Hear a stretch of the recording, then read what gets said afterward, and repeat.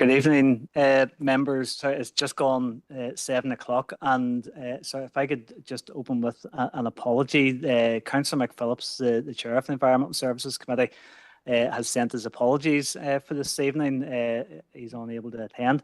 So the standing orders would require that get a nomination and a seconder for a pro tem chair for this evening's meeting from amongst those members present in the chamber and online. So, Councillor Maguire. John, thanks, John. I could propose Councillor Bernard McGrath. Chair, please. And a seconder for that, please. Seconder, Councillor Hawkes. Thank you. Councillor McGrath, thank you.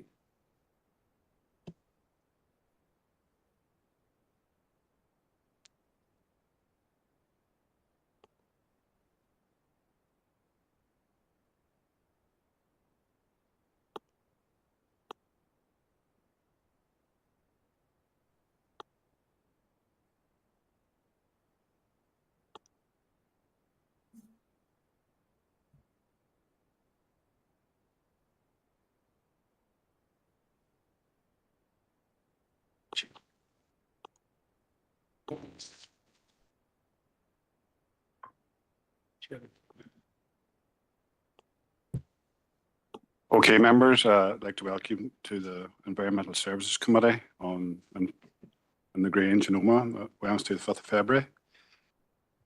We have councillors online.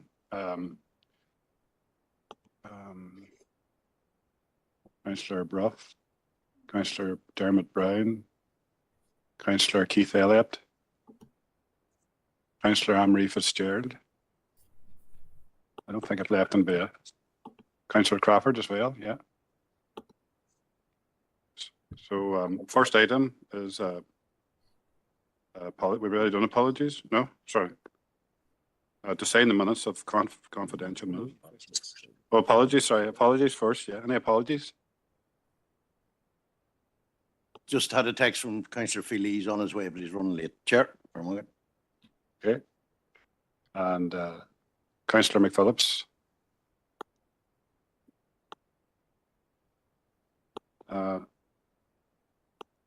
Any other apologies? No.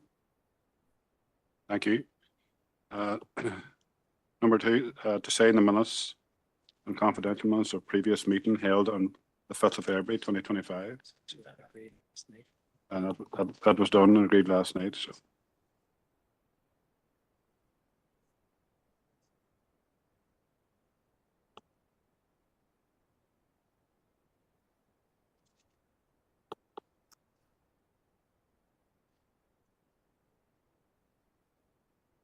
Item number 3, declarations of interest.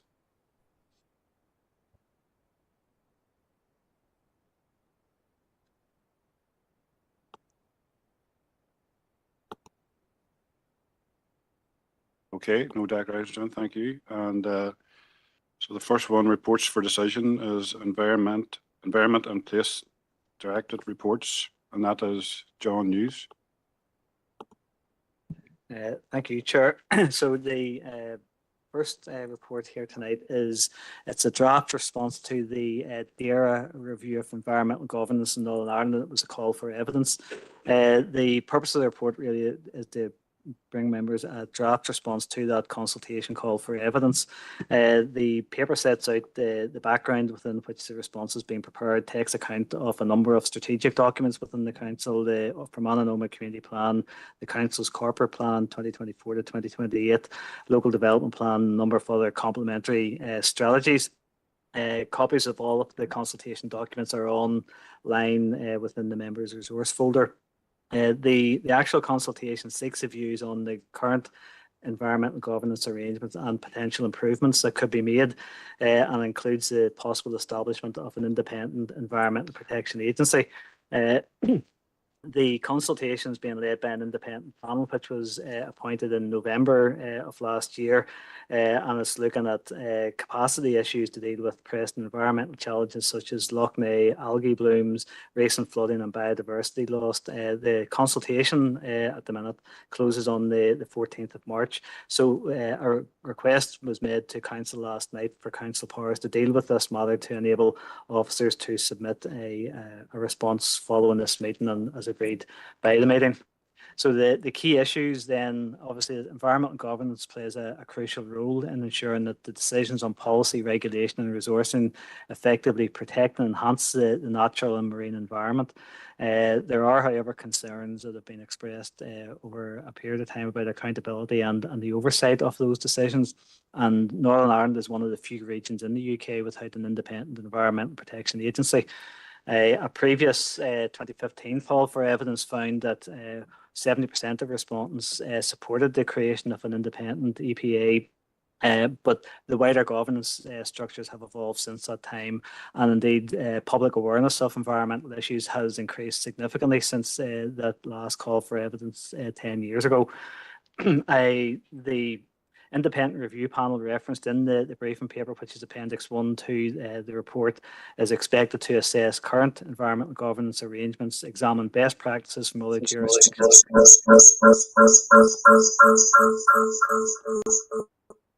and gather stakeholder views.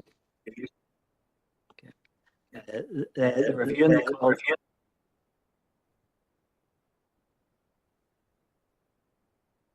The review and the call for evidence will inform potential reforms, including the consideration of an APA to help strengthen those environmental protections. So Appendix 2 to the paper then sets out the draft response. The response highlights the need for that strengthening environmental governance arrangements and improved coordination between agencies and indeed greater transparency. The key recommendations by Fermanagh and Omagh District Council include greater independence for the Northern Ireland Environment Agency from its existing structure within DAERA, and that's to help build public confidence and increase funding to ensure the agency has the necessary resources to enforce environmental protections effectively. Strengthening the stakeholder engagement and fostering better cooperation between public bodies are also essential if we're to create a more accountable and responsible governance framework. So members, the recommendation is that Council notes the content of the report and considers and approves the responses detailed in Appendix 2 and that they be submitted before the closing date on the 14th of March as the Council's substantive response to the consultation call for evidence. Okay, thank you, John. Any members want to make a comment, or Stephen? Thank you very much, Chair, and can I thank John for that update. I read through it. I think that it's a very strong response. I think that it's right that we as a council respond very strongly to say that we do want to see a far more robust environmental governance framework in the face of the challenges that we face around nature deprivation and the wider climate crisis.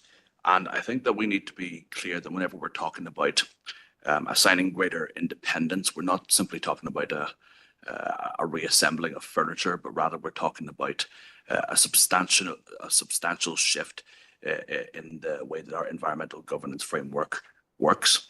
Because reference was made in the document to the role that the Office for Environmental Protection plays, especially since 2022, when its remit was extended to Northern Ireland. And whilst it now does have the capacity to be able to provide some level of accountability, it doesn't provide the same level of oversight, and it doesn't fill all the gaps that the European Commission once did. And even at that point, those years ago, it still wasn't sufficient. So we need to be able to make sure that we've got an independent environmental protection agency which is able to provide that protection to nature, that is willing to have a zero tolerance approach to pollution, and which is capable of actually instilling confidence within the public that actually we do have the right oversight and governance arrangements to ensure that our environment and our nature is going to be protected going forward, and actually is going to take seriously the challenge that we face around the climate crisis. So on that basis, Chair, I'm more than happy to propose the contents of the response. Thank you, Stephen. John? Yes, again, it's important that we take part in this, and again, it's the NIEA is the primary source of problems, and I think the fact that everybody wants it to be independent, but also they want it to be clear and consistent in its guidelines that it gives. The amount of times that we've seen contradictory messages coming from them over the years has caused confusion across all sections. Should it be enforcement or else planning legislation? So an independent NIEA would be a massive step forward, and also working with its own within proper guidelines that people can clearly follow. But I'm happy to second the recommendation. Thank you, John.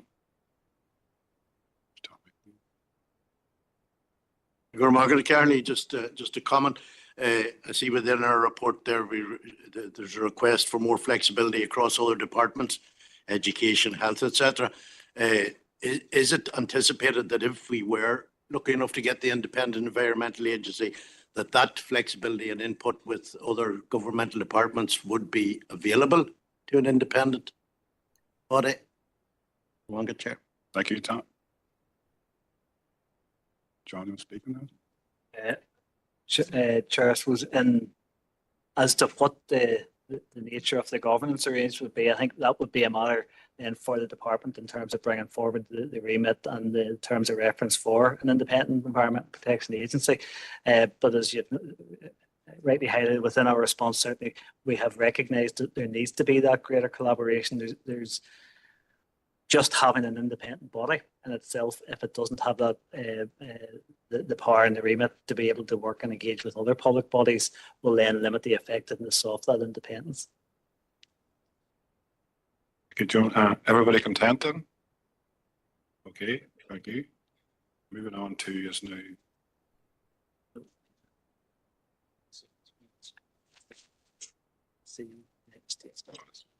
4.2 to consider report on estate matters, and this is John News again. Thank you, Chair. So, members, this is the monthly estates matters report. So, a number of items for decision and a number of matters just for information. So, first of those for decision relates to the Fermanagh Fishing Classic. Members will be familiar with this event, and there's been a lot of discussion with the council and with other bodies that are involved in this event over recent months. The Classic is regarded as the highlight of the Fermanagh course match fishing festival season, and it's now in its 40th year of operation. It mainly takes place on the public angling estate, which is managed by DAERA, and in addition to that, a number of private landowners who permit access to their lands on payment of a nominal fee. Those arrangements have been informal heretofore, but part of the engagement with DAERA has highlighted the need to now formalise those arrangements with private landowners. So therefore, it's recommended the use of privately owned lands for the event that has historically operated on an informal basis is now reviewed and entered into on a more formal footing, which would entail short-term nominal lease license arrangements with each of those private landowners for the 2025 Fishing Classic event. And then, as was noted within the report, on an annual basis thereafter, the council would be responsible for the landowners' reasonable legal fees and anything associated with the license agreements. Then moving on, the second item relates to Carrickmore Public Convenience.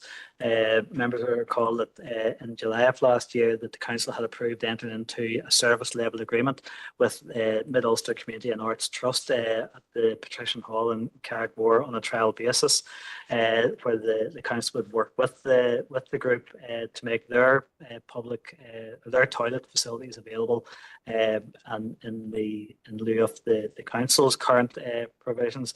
So during the intervening period since July last year, there's been engagement that's taken place with the community organisation, with MUCAT, regarding the workings of that service level agreement.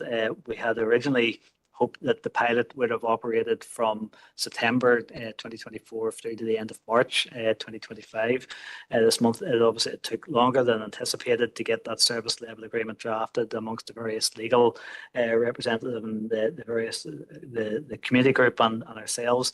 So it's therefore proposed that we would extend that pilot for a 9-month period up until the end of from the 1st of April to the 31st of December 2025, and then the council will be in a position to consider longer term use. So this is really, it's shifting the time frame for the previously approved pilot from September 24 to March 25, now through to April 25 to December 2025. Then the next item to note is Omagh Leisure Complex. It's intended that the OLC will avail of a connection to the mains gas supply network in the near future, and approval is sought to enter into an appropriate legal agreement with the supplier in respect of this. We have an application for a memorial plaque on Main Street in Lisnaskea. It's compliant with the council's memorial benches and trees policy, and the proposed wording conforms with the council policy, and therefore it's recommended that the application be approved subject to the receipt of the normal fee, which is £105. We've also got another application under the same memorial tree and plaque, our memorial benches and trees policy, and this is for the installation of a memorial tree and plaque at Cottage Lawn in Belcoo. And again, the wording complies with the council policy in that respect. At paragraph 2.6, then we have a number of requests for use of council property in Gortin Glens Forest Park on the 22nd and 23rd of March by Far and Wild for an historic walking tour. Then Cancer Connect NI has requested permission to use Castle Archdale Forest and Enniskillen Castle for the Fermanagh Camino, which is a 3-day event taking place from the 6th to the 8th of April of this year. Then Breeze Barista Bar in Gortin Glens has requested permission to use the Forest Park for family Easter activities from the 19th to the 21st of April. And Omagh Trade Unions Council has requested permission to use the Grange Park on the 28th of April to mark Workers' Memorial Day.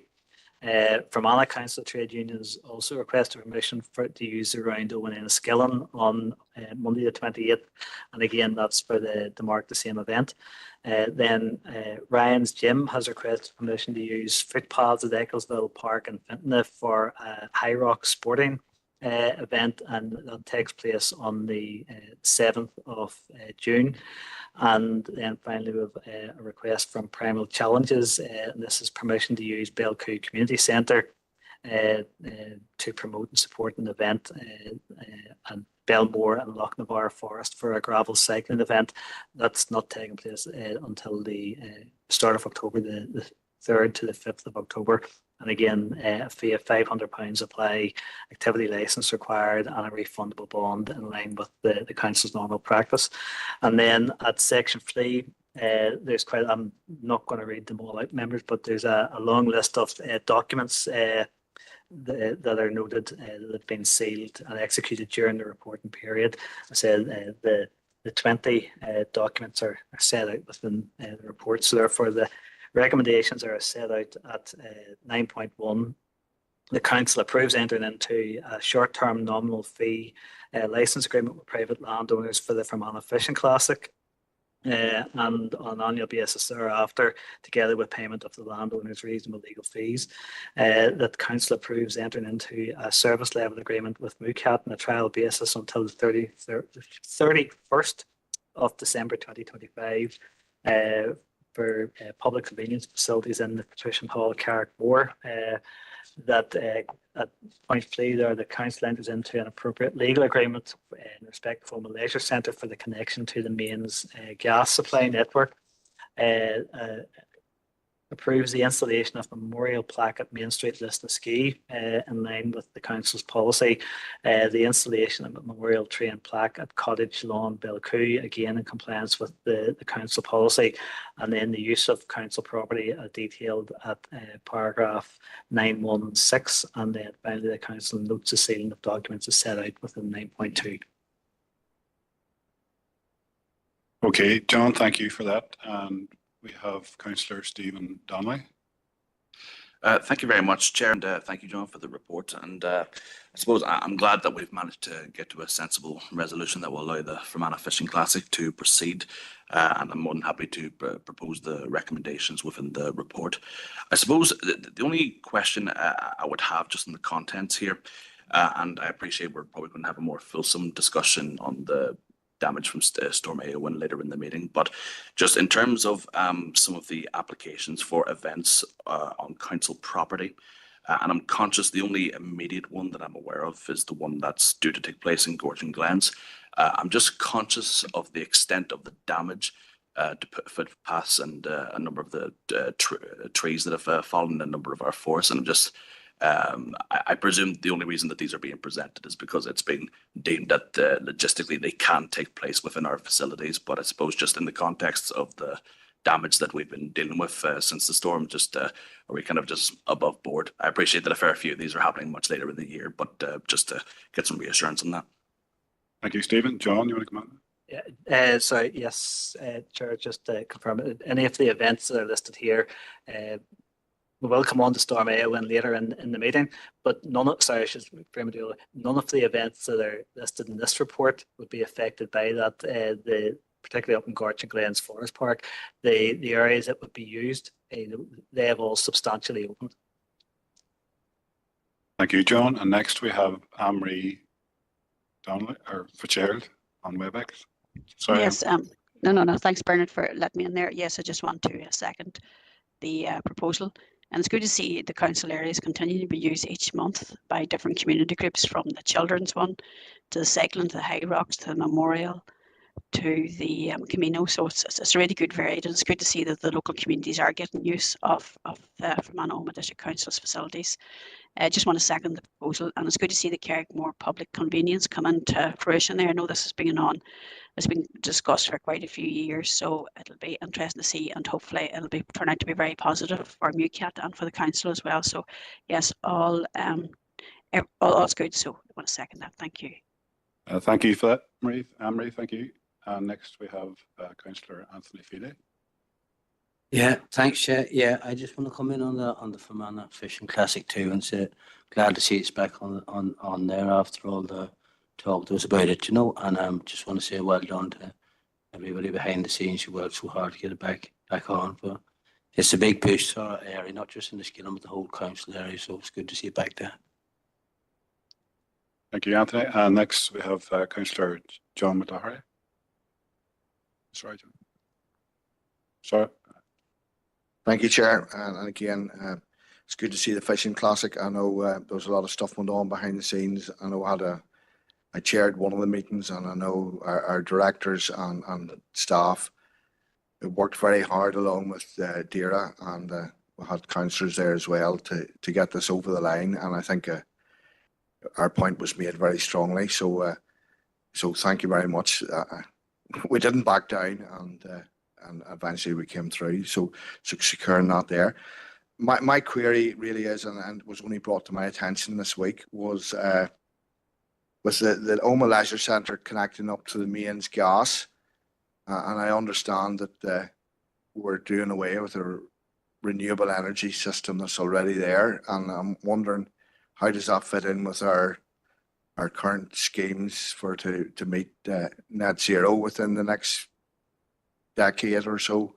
With the leisure centre going away from what I think it was a willow burning system was in there, and we're now going gas. How does that equate as we're now going from renewable to fossil fuel? Okay, John, thank you. Thank you, Chair. Well, I suppose first of all, said that the shift across to gas has been through our normal business case assessment processes and appraisal process. We have taken account of our net zero commitments. The council is working towards reducing CO2 emissions, and has been reducing those steadily over the last number of years. Moving across to mains gas and natural gas, there will be an opportunity as the gas networks evolve towards the injection of biogases into the system, that within a number of years that will be able to make a significant contribution to the energy consumption and also the net zero emissions, or sorry, the emissions that are associated with that. So while at the minute this is about a connection into the natural, the mains network, the injection of biogases and sustainable fuels into that network in future years, and certainly that's the trajectory that we understand a lot of the providers are on at this point in time. Thank you, John. And next is to consider report. Oh.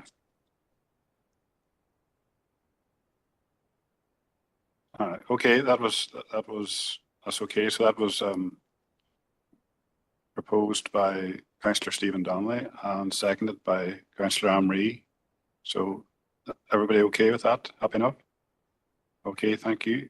Moving on now to consider report of the Director of Environment and Place, paper C. That's John Hughes again. Thank you, Chair. Again, there are a number of items in this report. One of them is for a decision, and sorry, actually two for decision. One of those has had council powers delegated at the meeting last night. So the first item is at paragraph 2.2, and it relates to the DAERA Environmental Challenge Fund. The DAERA's Environment Fund, the Nature Recovery Challenge Fund, opened on the 27th of January, and applications must be submitted to the department by midday on the 7th of March, so the end of this week. This is it's a grant competition primarily for capital funding, and it's projects that are going to deliver against the key theme of nature recovery, including nature recovery networks, species recovery networks, and what's known as the 30 by 30 projects, which is the executive's commitment to protect 30% of land and sea for nature by 2030. The DAERA web page for the funding programme notes that they're particularly welcoming applications which support the conservation of Lough Neagh. Council officers are finalising an application on behalf of the council, which aims to reflect some of the challenges across the council estate over last number of years. Issues such as Ash Dieback and Gortin Glen, Slough Glen, Ecclesville and Smith Strand, but then also taking account of some of the significant damage to the council estate caused by recent events like Storm Éowyn. The proposed project will restore native woodlands by replanting affected areas with native oak and associated species, enhancing biodiversity and climate resilience. And officers from the climate and also our community support team have been engaging with and supporting a number of community districts or community groups across the district who had expressed an interest in also making an application to the Challenge Fund. One of those groups, Lough Macrorie Community Development Association, has requested that the council act as a strategic partner in their proposed project. Paragraph 2.1.5 sets out what LCDA's project is focused on, and it's very much targeting health and biodiversity of Lough Macrorie Lough, which is an area of special scientific interest owned by Northern Ireland Water. It's also the primary fresh water source for local households in the Omagh area. Following recent reports of blue-green algae and a decline in local wildlife, including red squirrels and brown trout, the project seeks to address environmental concerns and promote nature recovery. The project set out by LCDA is aligned to the council's own intended application. There is nothing to preclude the council acting as a strategic partner for Lough Macrorie Community Development Association and also submitting its own. The group have engaged extensively with officers. The nature of the support that they're asking from council is very much in terms of in-kind and an advisory role and support, and not of a financial contribution. The group have also indicated within their application how they'll be making an in-kind contribution towards the project as well. A lot of the work or a lot of the input that they would expect from the council will include support at their quarterly project meetings, support with organising and facilitating open days and litter picking events, and the loan of equipment for those purposes. All of those council inputs will come from existing and approved budgets within the council as part be taken forward as part of the 25-26 annual programme of our works.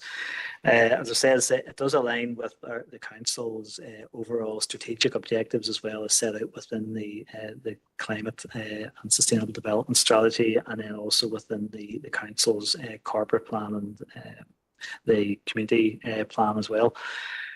So it said council powers have been delegated for this for that particular item tonight, members. The second item then for decision relates to the assisted bin lift policy.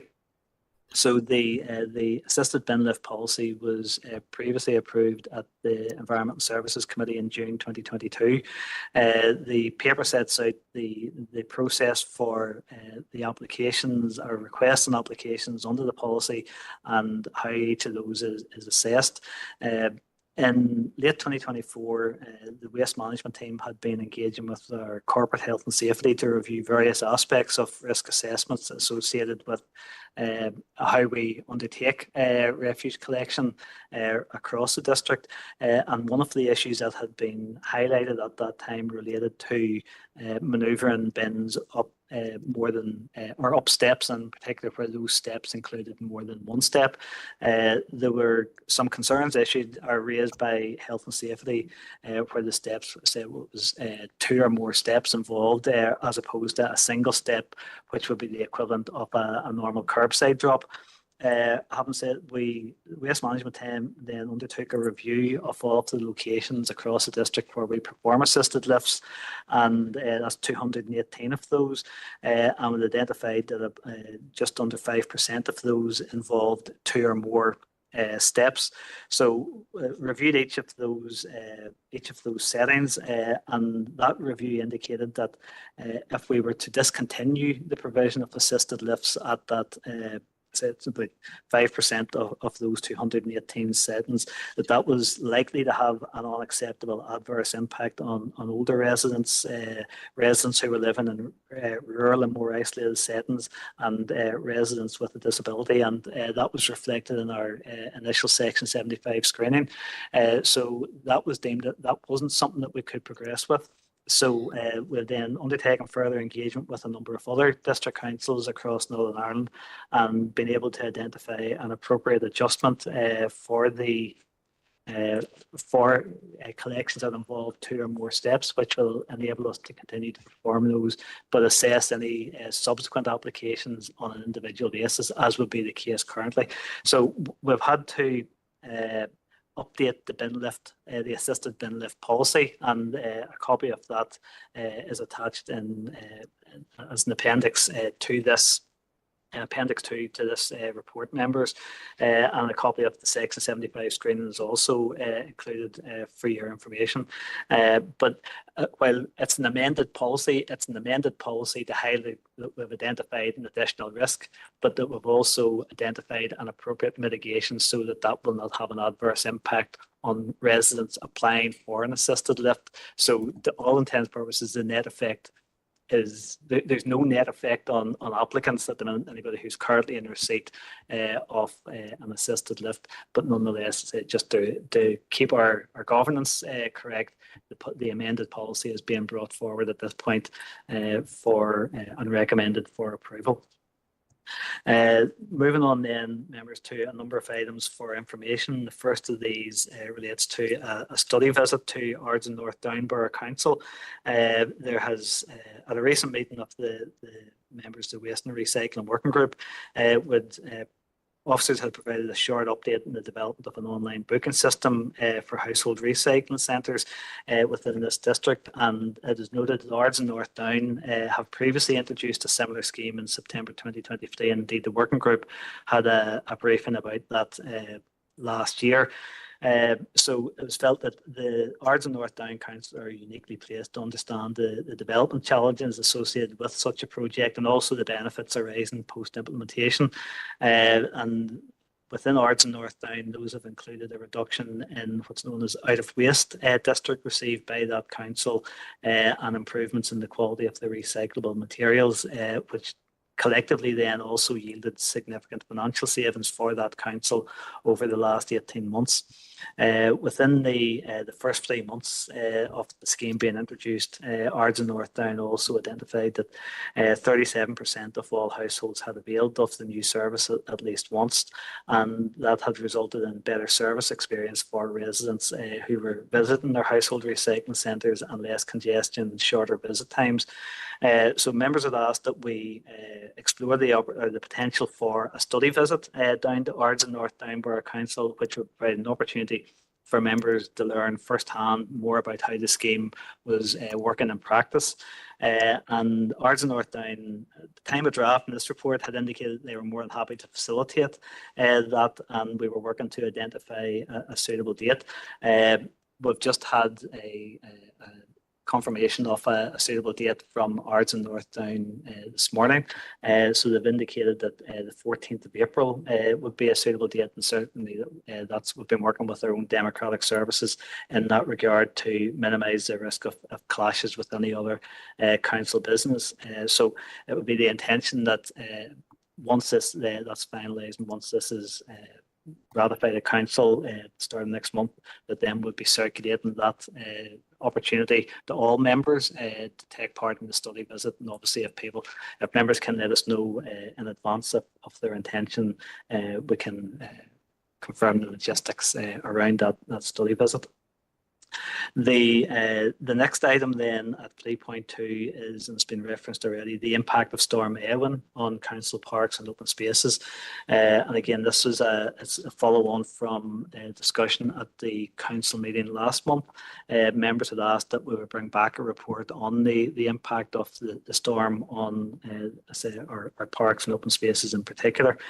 As we've referenced there, this was one of the most powerful windstorms to hit the UK in over a decade. An unprecedented red warning. The subsequent meta-analysis also indicated that it was the most significant storm in Northern Ireland since 1998.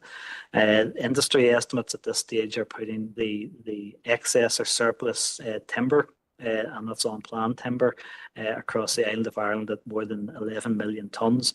The same extreme winds that caused damage to the council estate are also brought damage to the council estate, and our own assessments across our assets and holdings are that more than 20,000 trees were brought down across council owned or controlled property.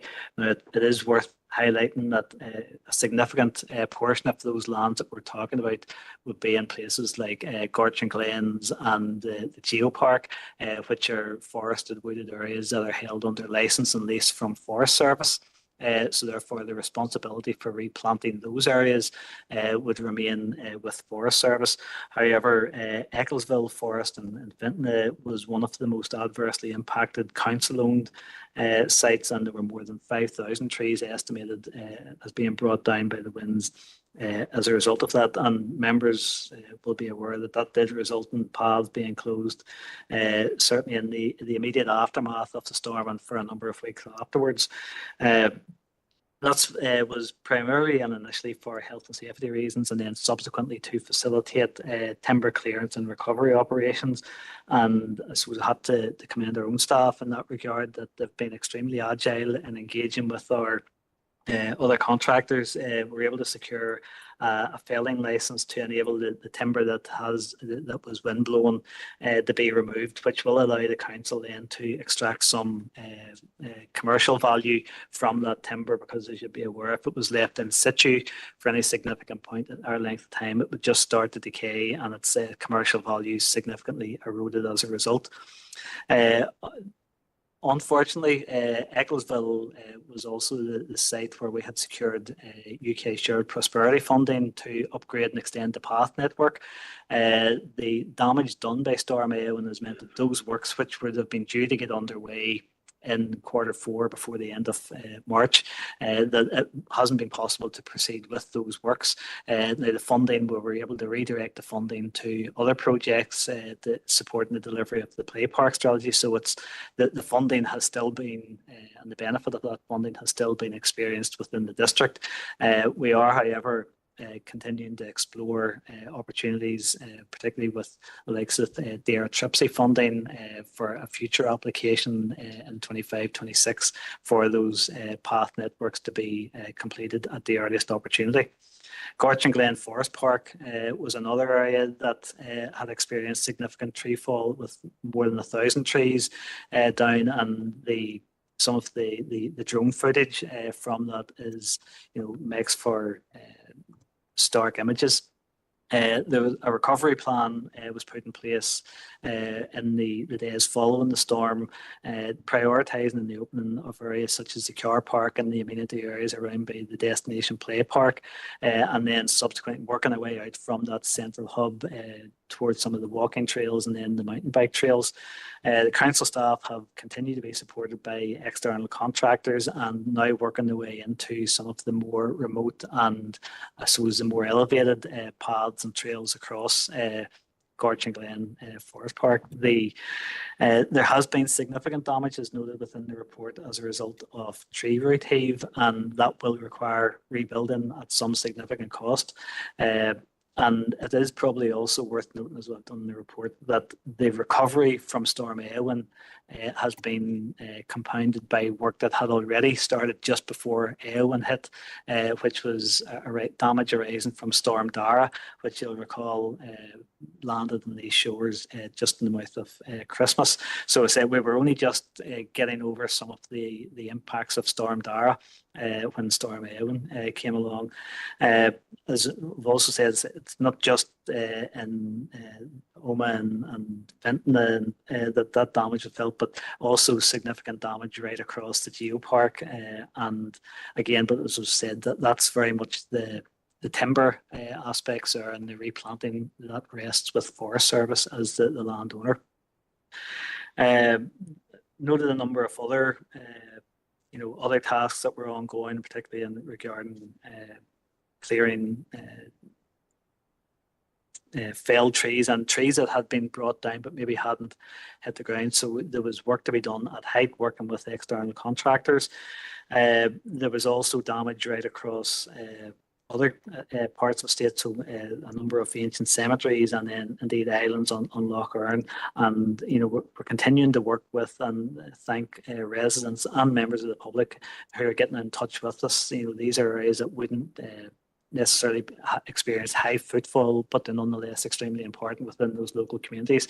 So when residents have been encountering fallen trees, they've been working with our staff to identify those, and say we've been getting out as quickly as we can, getting those cleared.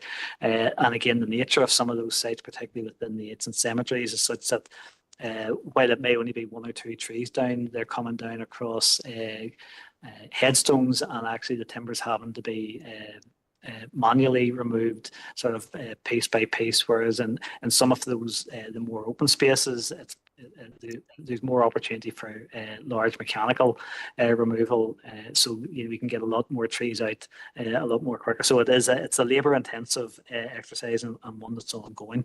There was some damage done to, or some structural damage done to, a number of other business buildings across the council estate, and we've noted examples of that included Omagh Leisure Centre and indeed large roller doors at the maintenance buildings at Kellybilly. So as things stand, we're estimating that the damage is somewhere in excess of £200,000 at this point in time. And so we are working with our insurers and also exploring opportunities for external funding to help remediate that, in particular when it comes to tree replanting. And for somewhere like Ecclesville, as I said, we've noted there that it was 5,000 trees that were brought down. Certainly in the aftermath of Storm Dara and as part of the path work, we had always intended to replant 11,000 trees in Ecclesville. So it's likely that whatever we do in Ecclesville, it will be better than what was there before. But I say that's something that we will work through that as the year progresses. And the last item then, members, of note, is just on the Tullyvar, the joint landfill site that's operated with Mid Ulster District Council. The most recent meeting took place on the 19th of February, and a copy of those, the minutes and the update report from the site manager, are attached in the Appendix 4 for information. So members, apologies I've talked on so long there. The recommendations are set out 9.1. Council notes and approves the request from Loch Macrory Community Development Association to act as a strategic partner to the DAERA Environmental Challenge Fund, and the council powers have been delegated for that. Then that we approve the revised assisted bin lift policy at Appendix 2, and then that council notes the items in relation to the study visit to Ards and North Down Borough Council, the update in respect of Storm Éowyn, and the update in respect of Tullyvar Joint Management Committee. Okay, John, thank you for that on that information there. So first up for a comment is Councillor Stephen Donnelly. Thank you very much, Chair, and can I thank John for that? Actually, I mean, there was a huge amount of information in that, but the main information that we absolutely need to hear. I suppose starting off, I want to welcome the fact that there is capital funding provision being made for the purpose of nature restoration, in the sense that even before these storms took place, Northern Ireland had a dramatically bad track record when it came to biodiversity loss. And that's been compounded, obviously, by these most recent storms. So any funding that's been made available to help combat that particular challenge is to be welcomed. And I think it was going to be blatantly obvious that the impacts, when put qualitatively for the impact of the storm, that it was going to be pretty bad. I mean, this sort of puts it out very clearly that the outworkings of the climate crisis not only have financial costs in terms of the £200,000 that we've essentially been left short, but also in terms of the social and environmental costs that are being felt by our communities. And I mean, if my mathematics are correct, I think Fitna at Ecclesville has absorbed something like 25% of the total tree loss on our council estate, which is a dramatic element of damage to have to absorb for one community. And it's absolutely right that we ensure that biodiversity and restoration is to the fore in our thinking going forward. I suppose, Chair, I mean, the question that I would put, and as somebody who isn't a scientist, I'll happily admit that I don't have the answer to this. But I suppose, I mean, following the storm, there was a number of different TV shows and documentaries that came out sort of related to storms and related weather. And there was one that I watched, which was to do with the 1987 Great Storm that affected England. And I admit it wasn't one that I was familiar with because it happened before I was born, but it was quite instructive in the sense that it stated that counterintuitively, although it was a deeply damaging event which had a number of the same consequences that we've dealt with in Storm Éowyn and Storm Dara, in terms of tree felling, damage to infrastructure and all the rest of it, but counterintuitively, it actually created a new beginning in terms of certain areas of biodiversity and nature restoration, because on account of the fact that open spaces were being created with new lighting patterns and all the rest of it, it created new opportunities for habitats, for birds and wildlife within forests, and also sort of created new opportunities for food and hunting and all the rest of it. And I suppose the question that I would ask, and I appreciate it's a different context from the one that we're working in and happened quite a long time ago, but I suppose the question that I would ask is, in this crisis, is there potentially an opportunity? Is there potentially scope for new thinking to think, okay, this significant damage has happened, but are we able to look at this, see are there new approaches that we can take to actually help improve our biodiversity going forward, help improve our nature going forward, and help make a far more positive contribution to our ecosystem, taking what is a deeply troubling and devastating event for our communities and for our environment, but actually trying to see if there's maybe an opportunity that can arise from this. I appreciate that a lot of the responsibility for this is going to fall to Forest Service rather than to ourselves, but I think that we do have a responsibility to think that if there is any creative suggestions or opportunities that we can seize, that we can start, that we should start thinking about that now before the next storm starts. Happy enough to propose, Stephen. Thank you. Next up is Councillor Anthony Feely. Thanks, Chair. Yeah, and I'm happy to second the recommendations and note the other ones as well. No, I just I'll talk about the assisted bin lift policy. That's a great service that we're providing there, you know, and it's good that the change isn't going to affect the 5% of people that it wasn't. That is from now on, as anybody else applying for now, if there's 2 or 3 steps, it might be different, but that's rightly so. You have to think of the workers as well, the people lifting the bins there, health and safety as well. So I think that's a good policy that we're bringing out there. And I just want to say, and thank you to John for that presentation there. It was very, very detailed there. And thank yourself, because I know I did contact at the time of the storm about trees down and stuff, about them ancient graveyards. And I know that you got back to me and they're being cut now, so fair play to you, well done. So I just wanted to mention that. I'm happy to the second. Thank you, Anthony. And next we have Councillor John Clary. Thank you. Thank you for the report, John. Very extensive. I'm coming in sort of sideways, Chair, and I'm going to go back to before Christmas.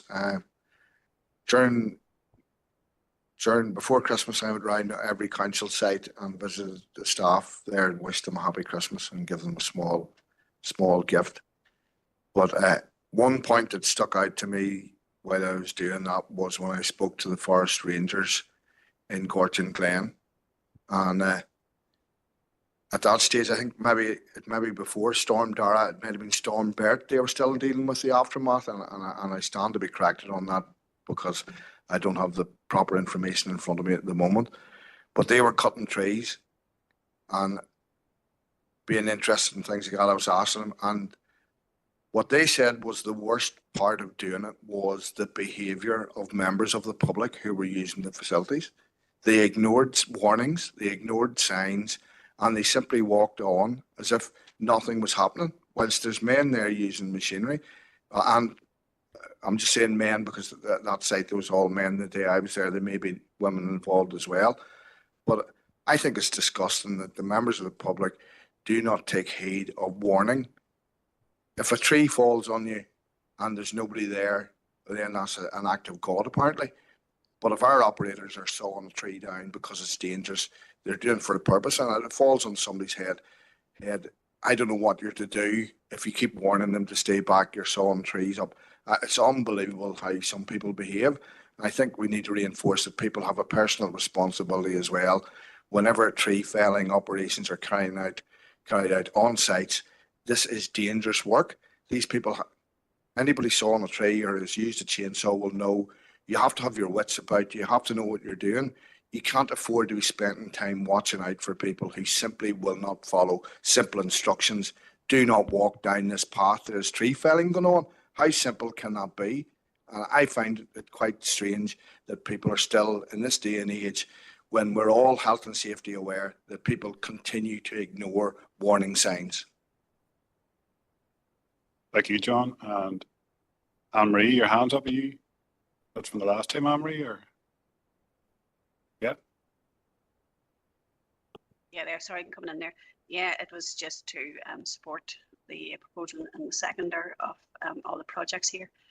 Yeah, and no doubt the council has sustained huge damage biologically and ecologically not biologically, but environmentally and biodiversity wise from the storm and from other aspects of global warming and all the projects going on in the area. But one in particular in my own area is 2.1.5, the LCDA, who has been maybe the cornerstone of the all projects going forward in Lough Macrory, and working with NI Water as well to use that resource up there for everybody's enjoyment within the council area for walking and walking support. So I'm glad this has come to fruition. I know it's something that they've been looking for quite a while to enhance the loch.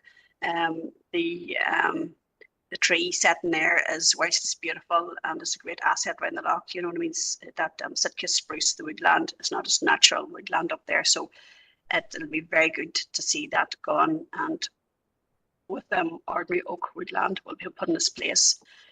And somebody had said, out with the old and in with the new, which is very, very good. But I think for biodiversity and ecologically, this is a vital piece that needs to keep that vital asset in our community, in our FODC area, in top mark. And especially whenever it is scary, whenever you see there is a decline, we've noted ourselves, there has been red squirrels in the area, but sadly, they're very few and far between just this last couple of years. And the brown trout, there's been a lot of huge interest in it. But things seem to be going a wee bit AWOL up there at the minute. So I'm glad that we've got this project over the line and wish them all the best. So thank you, Chair.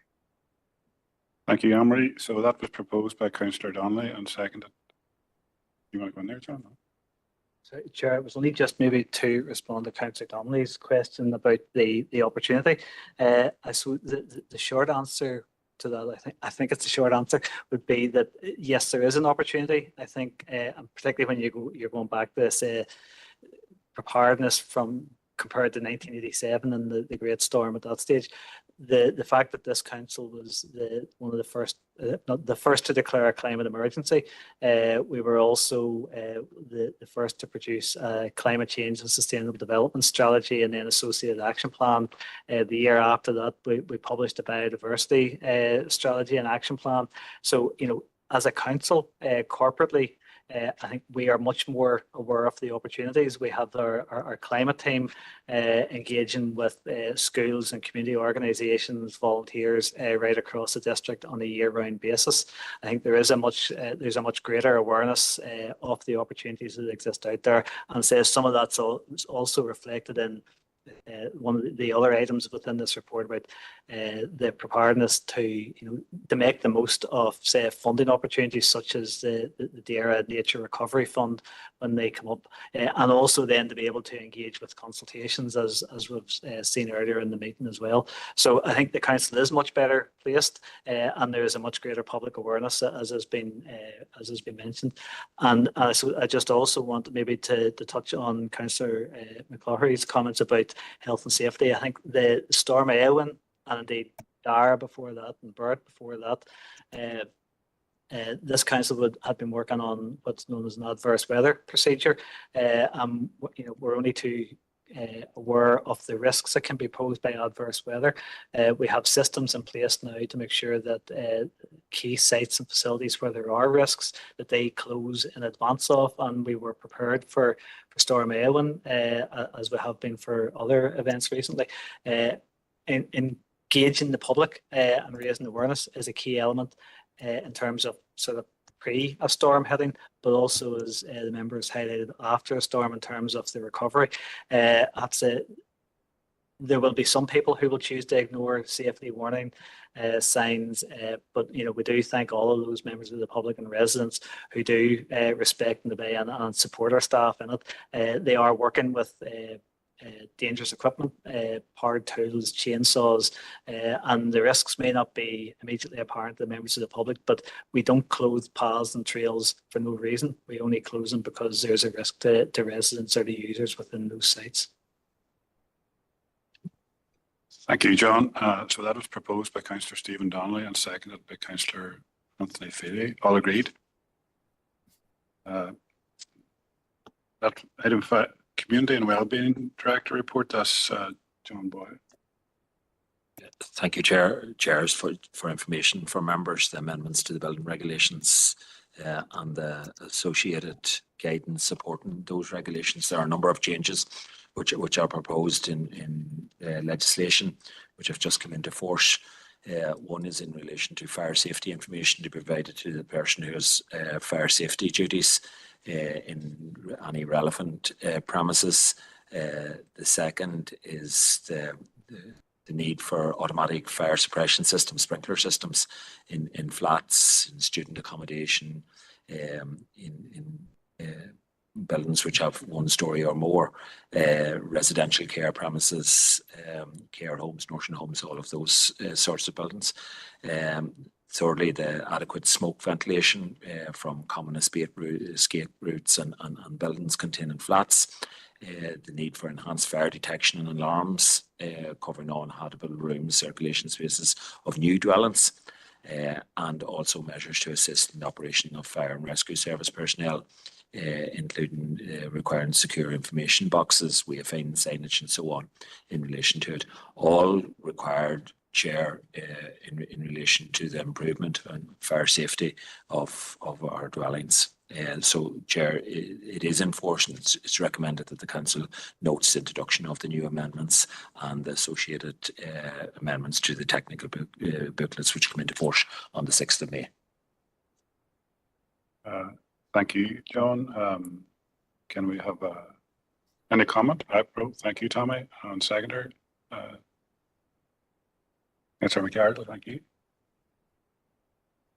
Right. All agreed? Item 6 is correspondence. Chair, I'll take the first piece here.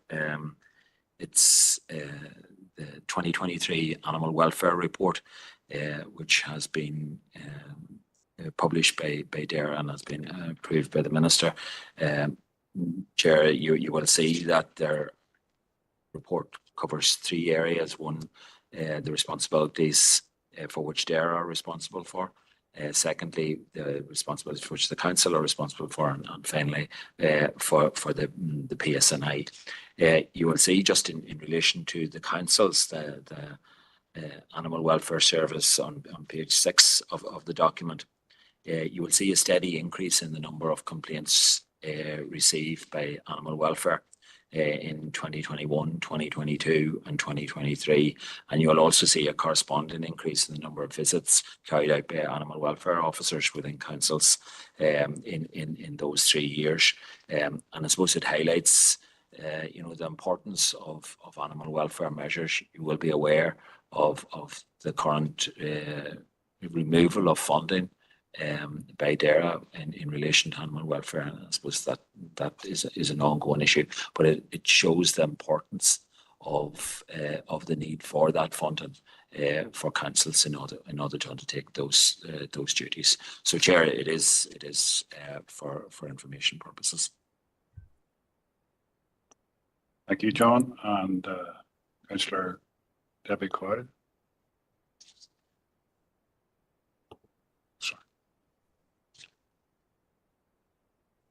Thanks, Chair, and thanks, John. Just when, a couple of months ago, I requested that we had an update around the responsibilities around animal welfare and the dog wardens and stuff like that for all the councillors. So it's just to note this report, but also to ask for any changes that, for it to be incorporated into that information session as well, please. Yeah, and Chair, just in relation to that is currently being organised. So it is for members an update session from dog wardens and animal welfare officers. Just for, and it should be. I think there may be a proposed date there. We might not be out yet, but it is certainly being organised. Okay, thank you. Happy enough to propose, Debbie. Looking for a seconder, Councillor Robinson. All agreed? Thank you. Next up is John. Okay, thank you, Chair. So next item of correspondence is a response to a letter that had been issued to the Minister for Agriculture, Environment and Rural Affairs, and this was on foot of the committee's consideration of the Ards and North Down establishment of a disposable nappy collection and recycling service, indicating the council's support for that. So the Minister has written back just confirming that he had referenced this when the private member's motion had also come forward in the Assembly, and he has indicated that his department will be considering the feasibility of a recycling scheme for nappies and other absorbent hygiene products, and would expect to engage with council officers in due course. So, Chair, just to note, so proposer and seconder, please. Okay, thank you, John. Councillor Coyle. Okay, and Councillor Robinson, thank you. All agreed? Next is John again. Yep. Thank you, Chair. So, number of items of correspondence here from DFI, and it's relating to extension of 30 mile per hour speed limits at a number of sites. The first item of correspondence in your members folder is an extension on the Boy Hill Road and McGuire's Bridge by 35 metres, and there's a map attached to the correspondence from the Network Development section of DFI, and they'll also note that PSNI have been consulted on the matter. Secondly, then there's again an extension to 30 mph speed limit at Rosinva Road and Garrison, and again the extension is shown on the attached map, and PSNI have also been consulted on that. And then the third item of correspondence there from DFI relates to the provision of a disabled persons parking bay at Beach Hill in Enniskillen. So just confirmed that the DFI roads intend to provide disabled persons parking bay at that location as shown on the map. So, Chair, for the items of correspondence, just to note. Thank you, John. Councillor Coyle. Yeah, I'd like to note all those 3 letters there, but I just want to ask a question on the disabled persons parking bay. Does that mean that that is a private parking bay for the applicant? Because I think this came through before and didn't get through, this particular thing. And I'm just wondering if it is for anybody who's got a disabled badge, or if it's now going to be a private parking area for one person.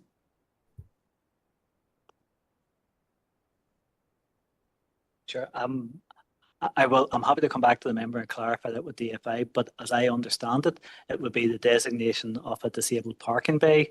The request for the provision of that parking bay may have come from an individual within that locality, but it would be marked out as a disabled parking bay. But if members content, I will come back there. I'll make further inquiries with DFI just to confirm. Yeah, please. It's just to know, thank you.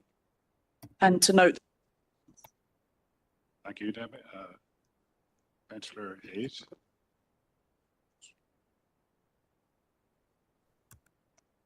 Thank you, Chair. I'm happy to second that as well, but I just wanted to clarify something on the Boy Hill Road and Maguire's Bridge. Is that extending that 35 metres to just after the bridge rather than just before it?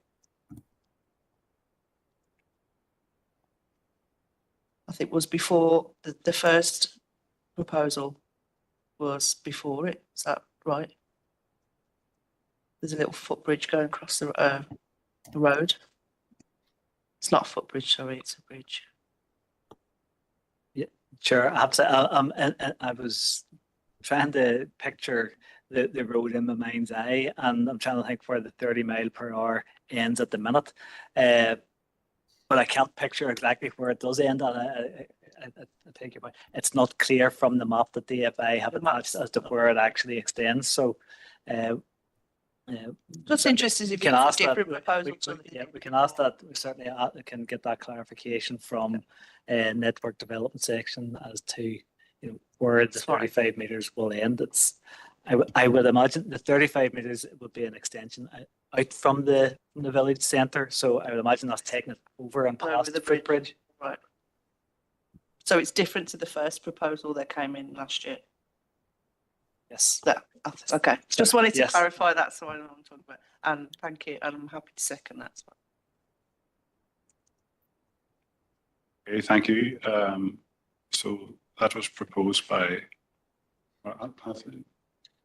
Thanks, Chair. Yeah, I was going to second that, but I'm just glad to see them extension, them speed limits coming in there. The speedy bit of road there. Just hope people take heed in there and slow down a bit for more safety.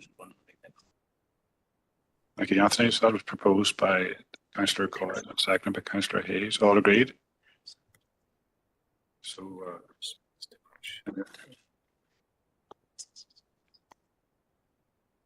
all right, so just any other business now, and that's Councillor Coyle. You had one, no? Yeah. So that's okay. Thank you. Now, so can we have a proposal to get into confidential? Councillor Tommy Maguire and Councillor Coyle.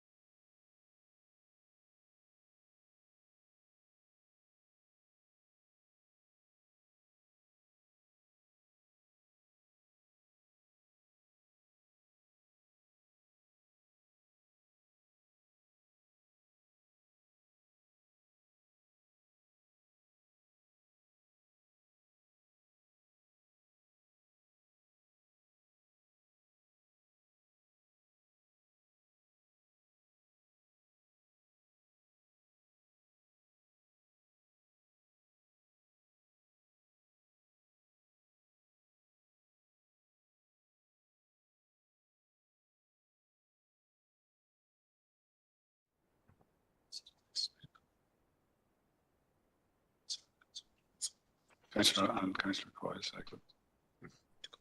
To come out.